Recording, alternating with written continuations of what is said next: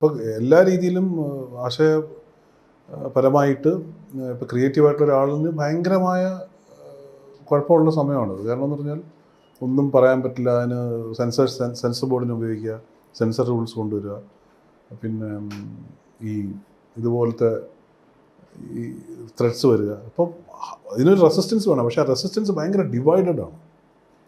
Divided എന്ന് പറഞ്ഞാൽ political ഫ്രണ്ടിൽ തന്നെ എക്സ്ട്രീംലി ഡിവൈഡഡ് ആയിട്ടുള്ള ഒരു റെസിസ്റ്റൻസ് ആണ് നമ്മൾ കാണുന്നത്.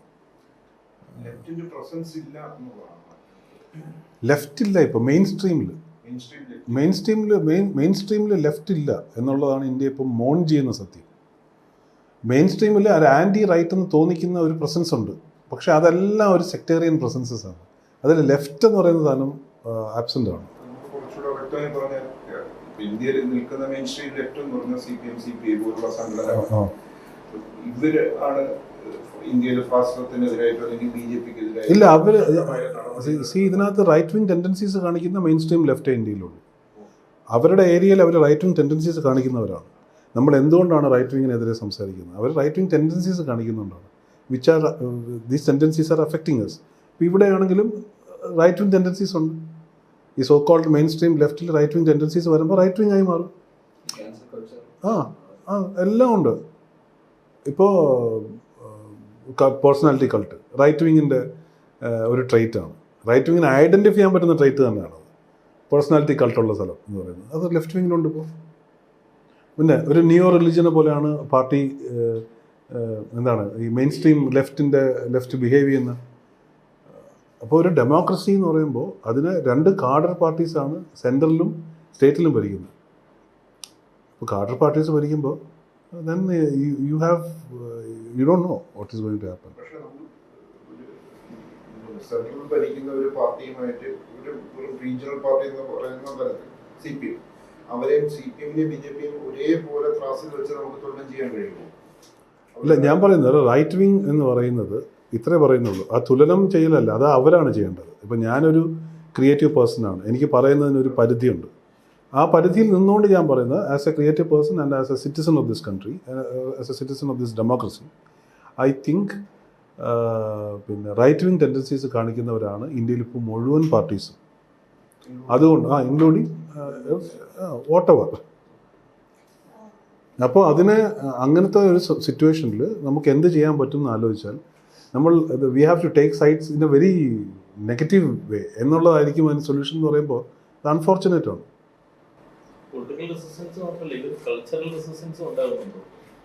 കൾച്ചറൽ റെസിസ്റ്റൻസ് ഇല്ല, പൊളിറ്റിക്കൽ റെസിസ്റ്റൻസ് സത്യത്തിൽ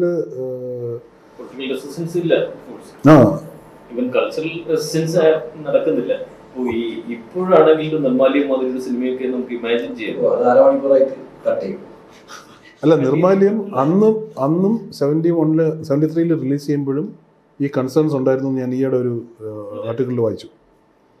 അന്ന് കൺസേൺസേ ഉണ്ടായിരുന്നുള്ളൂ. ഇന്നത് ഭയങ്കരമായ പ്രശ്നത്തിലോട്ട് കയറും. ഏറ്റവും വലിയ തമാശ എന്ന് പറഞ്ഞാൽ ഇതൊരു സെമറ്റിക് റെസ്പോൺസ് കൊടുക്കുക എന്ന് പറയുന്നതാണ് ഹിന്ദു ഇസത്തിൻ്റെ പേരിൽ. അതൊരു ഭയങ്കര അബ്സല്യൂട്ട്ലി ട്രാജഡിയാണ്.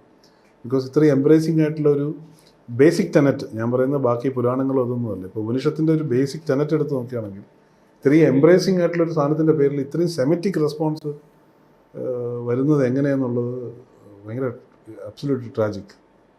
സാധാരണ ഒരു പൊളിറ്റിക്കൽ ബ്ലെയിം ഗെയിം എന്നുള്ളതിനേക്കാൾ മാറി ഇപ്പോൾ ലിറ്ററേച്ചർ മറ്റ് ആർട്ട് വർക്ക് ചെയ്യണം കൂടുതൽ. അതിനെന്തായാലും കാരണം നമ്മളിപ്പോൾ നാസി റൂൾ നോക്കിയാലും മുസോളിനിയുടെ ഇത് നോക്കിയാലും ആദ്യം ഒരു കൾച്ചറൽ സ്ഫിയറിനെയാണ് ഇടപെടുന്നത്. അപ്പോൾ അതേ ടെൻഡൻസീസ് പക്ഷേ ബാക്കിയുള്ള സ്ഥലങ്ങളിലുണ്ടെന്നാണ് ഞാൻ പറഞ്ഞത്. ഇപ്പോൾ നമ്മൾ കൺസിഡർ ചെയ്യുന്നൊരു right wing, true blue right wing എന്ന് പറയുന്നത് സെൻറ്ററിനെയാണ്, അവരെയാണ്, ഈ സാഫ്രോൺ റൈറ്റ് വിങ്ങിനെയാണ്. പക്ഷേ അതേ ടെൻഡൻസീസ് ഒരു നിയോ റിലിജിയൻ പോലെ ഫോം ചെയ്ത ബാക്കിയുള്ള സ്ഥലങ്ങളിലും ഉണ്ട്. കാഡറിൻ്റെ ഇടയിലും അവരുടെ ആളുകൾ, നമ്മൾ, നിങ്ങൾ എന്നുള്ള വ്യത്യാസം ഇവിടെയുണ്ട്. എങ്ങനെയാണ് സ്വയം പൊളിറ്റിക്കലായിട്ട് പ്ലേസ് ചെയ്യുന്നത്? I am an anti right wing man, അത്രയും പറയാൻ പറ്റും. അതിനെ എലാബറേറ്റ് ചെയ്യുമ്പോൾ ഭയങ്കര വലുതായിട്ട് എലാബറേറ്റ് ചെയ്യേണ്ടി വരും. വാട്ട് ഈസ് റൈറ്റ് വിങ് എന്ന് പറയുന്നത് തൊട്ട് എന്താണ് റൈറ്റ് വിങ് ടെൻഡൻസി എന്ന് പറയുന്നത് തൊട്ട് എങ്ങനെയാണ് ക്രിയേറ്റീവ് ഫ്രീഡത്തിനെ റൈറ്റ് വിങ് എഫക്റ്റ് ചെയ്യുന്നത്. അപ്പോൾ ആ റൈറ്റ് വിങ് ടെൻഡൻസീസ് ആരൊക്കെ കാണിക്കുന്നുണ്ട്, ഇങ്ങനെയൊക്കെ ഒരുപാട് സബ് ക്വസ്റ്റ്യൻസിന് ആൻസർ ചെയ്യേണ്ടി വരും. Basically as a creative person I am totally anti right wing. അതിനെ കൗണ്ടർ ചെയ്യേണ്ട ലെഫ്റ്റ് റൈറ്റ് പോലെ പെരുമാറുന്നൊന്നുമില്ലാണ് താങ്കളെ റൈറ്റ് വിങ് ടെൻഡൻസീസ് കാണിക്കുന്നുണ്ട്. ഈ മ്യൂസിക് ലിറ്ററേച്ചർ സിനിമ ആ ഫോർമേറ്റീവ് ഇയേഴ്സിൽ എങ്ങനെയായിരുന്നു ഇൻഫ്ലുവൻഷ്യൽ സോഴ്സസ് അച്ഛൻ്റെ സർക്കിൾ ആരെങ്കിലും അല്ലെങ്കിൽ അച്ഛൻ അല്ലെങ്കിൽ ഞാനന്ന് കണ്ടിട്ടുള്ള എല്ലാ ഫിലിംസും എനിക്ക് ഒരുപാട് ഫേവറേറ്റ്സ് ഉണ്ട്, എല്ലാ ജോണറിലും ഉണ്ട്. പെർട്ടിക്കുലർ ആയിട്ടുള്ള ഇപ്പോൾ ഇന്ന സിനിമകൾ മാത്രമേ നല്ല സിനിമകളാണോ എന്ന് പറയുന്ന ഒരാളില്ല. എനിക്ക് എല്ലാം ഇഷ്ടമാണ്. ഇപ്പോൾ സത്യത്ര ഇഷ്ടമുള്ളതുപോലെ തന്നെ മൻമോഹൻ ദേശായി ഇഷ്ടമാണ്, മനസ്സിലായില്ലേ? അതുപോലെ ഇപ്പോൾ ഇപ്പോൾ ഇപ്പോൾ മാർട്ടിൻ സ്കോർസെസി എന്ന് പറയുന്ന പോലെ തന്നെ നമുക്ക് അന്നത്തെ എന്താ പറയണ്ടേ, ഇപ്പോൾ ഒരു റോളണ്ട് എമറിക് എന്ന് പറയുന്ന ഒരാളിനെ ഐക്കൽ ബേ, അതെല്ലാം ഇഷ്ടമാണ്. എല്ലാ ജോണേഴ്സും കാണും, എല്ലാ റിഫ്ലക്ഷൻസാണ്. അതെ. അല്ല, നമ്മൾ സ്വയം ഇപ്പോൾ ചോദിക്കുമ്പോൾ എന്താ തോന്നിയിട്ടുള്ളത്? നല്ല മനുഷ്യനാണെന്നാണോ? എന്താണ്? അല്ലല്ലോ, അത്രയല്ലേ ഉള്ളൂ. നല്ല മനുഷ്യൻ എന്താണ് എന്നുള്ള ക്വസ്റ്റ്യൻ ഉണ്ട്. പിന്നെ ഈ നമ്മൾ അങ്ങനെയാണോ ജഡ്ജ് ചെയ്യേണ്ടതെന്ന് എനിക്ക് മനസ്സിലായിട്ടില്ല. We have scope for correction only if we say to ourselves that we are grey. നമ്മൾ ഗുഡാണെന്ന് പറഞ്ഞാൽ നമുക്ക് ഒരു കറക്ഷൻ്റെ ആവശ്യമില്ല. പിന്നെ അപ്പോൾ പിന്നെ എൻ്റെ ക്യാരക്ടേഴ്സ് ഞാൻ ചുറ്റും കാണുന്നവരിലും മഹാത്മാവാണെന്ന് പറയുന്ന ആളുകളിൽ വരെ, മഹാത്മാക്കൾ എന്ന് പറയുന്ന ആൾക്കാരിൽ വരെ ഗ്രേ ഷെയ്ഡ്സ് ഉണ്ട്. അവരത് അഡ്രസ്സ് ചെയ്തു എന്നുള്ളതാണ് അവരുടെ ഗ്രേറ്റ്നെസ് എന്ന് പറയുന്നത്. അല്ലാതെ അവർ ടോട്ടലി ഗുഡായിട്ട് ജനിച്ച് ജീവിച്ചു എന്ന് പറയുന്നതിലല്ലല്ലോ. ഗ്രേ അഡ്രസ്സ് ചെയ്തു എന്നുള്ളതാണ്. അപ്പോൾ അതിൻ്റെ ഉത്തരം സ്വയം ചോദിച്ചാൽ മതി. നമ്മൾ നല്ലവനാണോ എന്ന് ചോദിച്ചാൽ നല്ലവനാണെന്ന് പറയുകയാണെങ്കിൽ പിന്നെ ഓക്കെ. ഇന്ന് മലയാള സിനിമയിൽ പല സിനിമ രംഗത്തുള്ളവരും ഒക്കെ പൊളിറ്റിക്കൽ പാർട്ടികളുമായിട്ടൊക്കെ ബന്ധപ്പെട്ട് പ്രവർത്തിക്കുകയും മറ്റൊക്കെ ചെയ്യുകയും അങ്ങനെ ഒരിക്കലും ചെയ്യില്ല. ഇല്ല ഇല്ല ഇല്ല. രാഷ്ട്രീയ കക്ഷികൾ എന്ന് പറഞ്ഞാൽ നമ്മളൊരു ഐഡിയോളജിക്കൽ അല്ലെങ്കിൽ കാഡർ അംബ്രലയിൽ, ഒരു പെഡഗോജി അംബ്രലയിൽ വരും. അപ്പോൾ അവർ ചെയ്യുന്ന എല്ലാത്തിനെയും നമ്മൾ സപ്പോർട്ട് ചെയ്യേണ്ടി വരും. അവർ ചെയ്യുന്ന എല്ലാ തെറ്റിനെയും നമ്മൾ സപ്പോർട്ട് ചെയ്യേണ്ടി വരും. പിന്നെ അതായിരിക്കും നമ്മുടെ ശരി, നമ്മുടെ തെറ്റ്. അങ്ങനെ പറ്റില്ല. The moment I do that, that means that is the end of my artistic career or creative career. If I do that, I won't do films or I won't write, I won't do anything. ഉണ്ടായിരുന്നു. അച്ഛന് അത് individual ചോയ്സാണ്. ഞാനത് അന്നും സംസാരിക്കുമ്പോഴും political പാർട്ടിയിൽ join ചെയ്യുന്നതിനോട് എനിക്ക് യോജിപ്പില്ല. അത് BJP എന്നുള്ളതല്ല, ഒരു പൊളിറ്റിക്കൽ പാർട്ടിയിലും അങ്ങനെ you should throw your wait behind A political party എന്ന് വിശ്വസിക്കുന്ന ആളാണ് ഞാൻ. പക്ഷേ ഒരു ഡെമോക്രസിയിൽ അച്ഛൻ അങ്ങനെ ചെയ്തത് അച്ഛൻ്റെ തീരുമാനമാണ്. അതിലെനിക്ക് ഫുൾ റെസ്പെക്റ്റാണ്. പക്ഷേ ഞാനത് സബ്സ്ക്രൈബ് ചെയ്യുന്നില്ല. മലയാള സിനിമയിൽ ഇപ്പോൾ ഒരുപാട് പേര് ഓപ്പൺ ആയിട്ട് അവരുടെ പൊളിറ്റിക്കൽ അഫിലിയേഷൻസ് പറഞ്ഞിട്ടുണ്ട്. ഇതിൻ്റെ ബേസിക് പ്രശ്നം എന്ന് പറഞ്ഞാൽ ഇലക്ടറൽ പൊളിറ്റിക്സ് ആണ്. പൊളിറ്റിക്സ് എന്നുള്ള തെറ്റിദ്ധാരണയാണ്. ഇലക്ട്രൽ പൊളിറ്റിക്സ് എന്ന് പറയുന്നത് 5% മാത്രമേ ആവുന്നുള്ളൂ ഒരു രാഷ്ട്രത്തിൻ്റെ രാഷ്ട്രീയത്തിൽ. രാഷ്ട്രത്തിൻ്റെ എന്ന് വേണമെങ്കിൽ പറയാം. ഈ 5% ആണ് ഇലക്ട്രൽ പൊളിറ്റിക്സ് എന്ന് പറയുന്നത്. ഈ സീറ്റും അതും ഇതൊക്കെ കോൺസെൻട്രേറ്റ് ചെയ്തിട്ടുള്ള പൊളിറ്റിക്സ് എന്ന് പറയുന്നത്. നമ്മുടെ മീഡിയ പോലും ഈ 5% ഇലക്ട്രൽ പൊളിറ്റിക്സിനെ പൊളിറ്റിക്സ് ആയിട്ട് തെറ്റിദ്ധരിച്ച് ഇത് മാത്രമാണ് നമ്മൾ ഫോളോ അപ്പ് ചെയ്യുന്നത്. Especially when a right wing government is ruling us, policies are getting passed. ഇതിൻ്റെ സൈഡിൽ കൂടെ ഇങ്ങനെ പോകണം, ബൈപ്പാസ് ചെയ്ത് പോവാണ് media completely in to seat count ഇതെന്ന് പറഞ്ഞുകൊണ്ടിരിക്കുക. പോളിസീസിനെ അഡ്രസ്സ് ചെയ്തിട്ട് ചെയ്യുന്ന, അതിനെ കോൺസെൻട്രേറ്റ് ചെയ്യുന്ന ഒരു മീഡിയ ഹൗസ് ഇപ്പോൾ ഇല്ല. സത്യത്തിൽ റെയറാണ്. മീഡിയയുടെ ഒരു വിഷ്വൽ മീഡിയയുടെ ഒരു മോമെൻ്റ് ഓഫ് റെക്കണിങ് അല്ലെങ്കിൽ ഒരു മോമെൻ്റ് ഓഫ് ഇൻട്രോസ്പെക്ഷൻ ലൂസിഫറിൽ വന്നിട്ടുണ്ട് എന്ന് പറഞ്ഞാൽ അവർ ഫേസ് ചെയ്യുന്ന ഒരു സാധനം. പക്ഷേ മീഡിയയെ മുഴുവൻ, ഞാൻ നേരത്തെ പറഞ്ഞല്ലോ, മീഡിയ മുഴുവനായിട്ട് ഡിസ്കസ് ചെയ്യണമെങ്കിൽ it will run in to seasons. കാരണം അത് പെട്ടെന്നൊരു സാധനത്തിൽ ഒതുക്കാൻ പറ്റില്ല. അത്രയ്ക്ക് ലെയർഡാണ് ഇതിൻ്റെ ഡ്രാമയും ഇതിൻ്റെ ചലഞ്ചസും. ഇപ്പം നമ്മൾ സംസാരിക്കുമ്പോഴും നമുക്കറിയാമല്ലോ മാനേജ്മെൻറ്റ് എന്തിനാണ് റെപ്രസെൻ്റ് ചെയ്യുന്നത് നമുക്കറിയാം. പക്ഷേ നമ്മൾ ഒരിക്കലും ഒരു പബ്ലിക് ഇതിൽ ഇപ്പോൾ ഈ ഡിസ്കഷൻ റൂമിൽ ഞാൻ പോയി കഴിഞ്ഞാൽ പോലും നിങ്ങൾ അഡ്മിറ്റ് ചെയ്യില്ല തുറന്ന് എന്താണ് മാനേജ്മെൻറ്റ് റെപ്രസെൻ്റ് ചെയ്യണമെന്ന് ചോദിച്ചാൽ.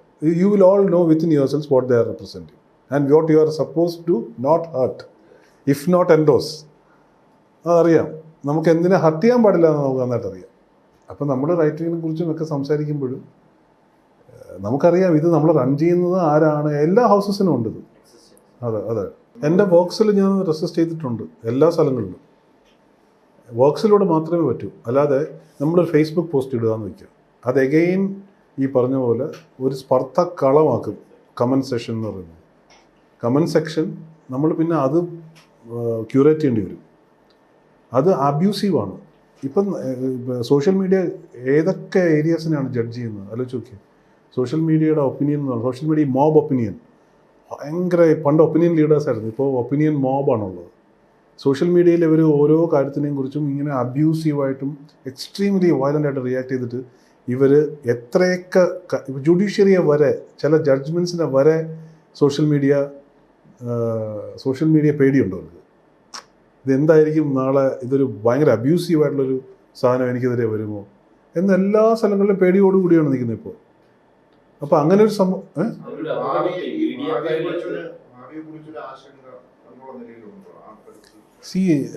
ഇന്ത്യയെക്കുറിച്ച് പറയുകയാണെങ്കിൽ ഇന്ത്യ ഒരു യൂണി ഡയമെൻഷണൽ ആയിട്ടുള്ളൊരു കൾച്ചറല്ല. അപ്പം നമ്മളെ പഠിപ്പിച്ചത് തൊട്ട് നമ്മളുടെ അടുത്ത് പറയുന്നത് ഡിവൈഡ് ആൻഡ് റൂൾ പോളിസി കൊണ്ടുവന്നത് ബ്രിട്ടീഷുകാരാണെന്നാണ് നമ്മളെ പഠിപ്പിക്കുന്നത്. ഇത് കേട്ടാൽ നമ്മളൊന്നുകൂടെ ആലോചിച്ചാൽ മനസ്സിലാവും, ബ്രിട്ടീഷുകാർ വരുന്നതിന് മുമ്പേ ഇവിടെ ഒരു രാഷ്ട്രമായിരുന്നു. they had divided and ruled. 780 something kingdoms ആണ് അവർ വരുന്നതിന് മുമ്പ്. അവരാണ് ഇതിനെ യൂണിഫൈ ചെയ്തത് ഒരു പൊളിറ്റിക്കൽ എൻറ്റിറ്റി ആയിട്ട്.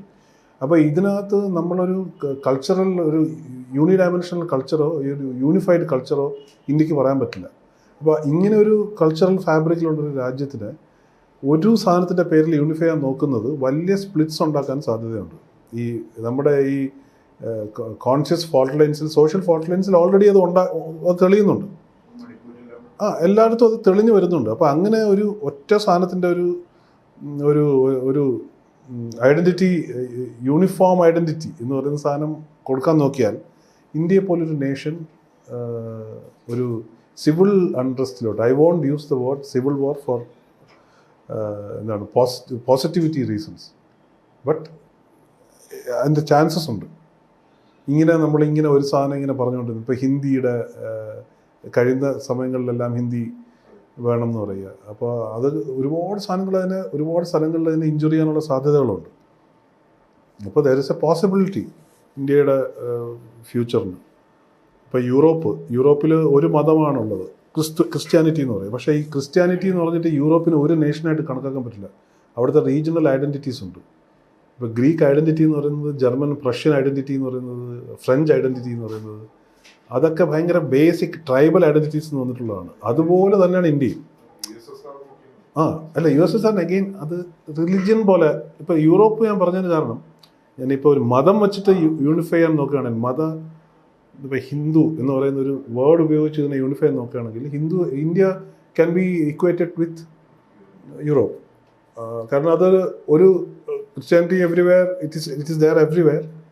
ഇന്ത്യയിലും ഉണ്ട്. പക്ഷേ ഇതിനകത്ത് ഭയങ്കരമായ ഹ്യൂസിൽ വരെ ഡിഫറൻസ് ഉണ്ട്. ഈവൻ എമംഗ് ഹിന്ദുസ് ഹ്യൂസിൽ ഡിഫറൻസ് ഉണ്ട്. അപ്പോൾ ഇതിനെല്ലാം ഭയങ്കര ഒരു വളരെയധികം ഒരു മെറ്റേണൽ ഫീലിങ്ങോടുകൂടി അല്ല ഇതിനെ ട്രീറ്റ് ചെയ്യുന്നതെങ്കിൽ ഇത് ക്രാക്ക് ചെയ്യാനുള്ള ചാൻസസ് ഉണ്ട്. ക്രാക്ക് ചെയ്താൽ വി വിൽ ഓൾ ബി എന്താ പറയണ്ടത്, we should all realise that. ബാക്കി പറയണില്ലേ.